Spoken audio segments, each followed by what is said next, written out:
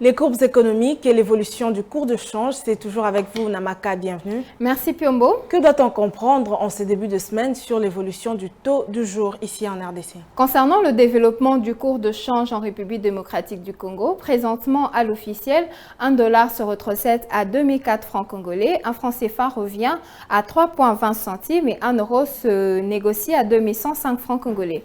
À propos du marché parallèle, nous ciblons toujours une partie parmi plusieurs et aujourd'hui il s'agit de Rigini et dans ce lieu, 1 dollar vaut 2010 francs congolais, un franc CFA se troque à 3,31 centimes et 1 euro s'aliène à 2171 francs congolais. Parlons à présent des deux segments du marché financier local. Dites-nous combien le gouvernement a emprunté sur ces deux segments entre avril et mai 2022.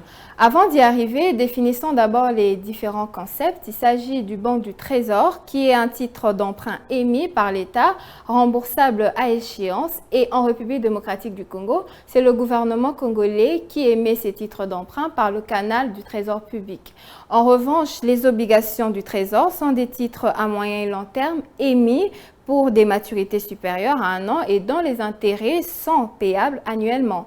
Et pour revenir à votre question, entre avril et mai 2022, le gouvernement congolais a emprunté une somme de 225,8 milliards de francs congolais, soit 112,9 millions de dollars américains sur les deux segments du marché financier local, à savoir celui des bons du Trésor indexés et des obligations du Trésor indexées. Le calendrier indicatif des émissions des bons du Trésor indexés et des obligations du Trésor indexé pour la période avril et mai 2022 renseigne que le gouvernement congolais avait prévu d'emprunter 180 milliards de francs congolais, soit 90 millions de dollars américains. Au 17 mai, le gouvernement congolais a en effet enregistré un écart excédentaire de 45,8 milliards de francs congolais non alignés dans le calendrier des opérations publié par le ministère des Finances. Alors, pendant la même période, au cours de la séance d'adjudication des bons du Trésor indexés, combien s'est chiffrée la somme qui a été empruntée par le gouvernement? À en croire les données fournies par le ministère des Finances, le gouvernement de la RDC a emprunté au 5 avril 2022 la somme de 33 milliards de francs congolais au cours d'une séance d'adjudication des bons du Trésor indexés.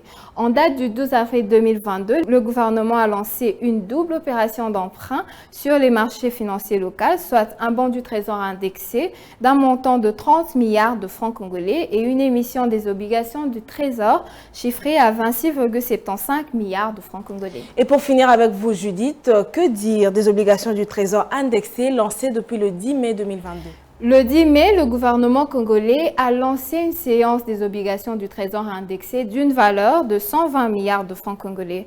La dernière opération remonte à la date du 17 mai 2022 qui a permis au gouvernement d'emprunter 16,05 milliards de francs congolais grâce aux obligations du Trésor indexé au profit de la Banque centrale du Congo. Merci à vous, Namaka, pour toutes ces précisions. Et avec vous, aujourd'hui, je rappelle que nous avons eu des précisions sur l'emprunt au titre des bons du Trésor indexés et obligations du Trésor indexé entre avril et mai 2022. Merci encore. Merci à vous, Judith.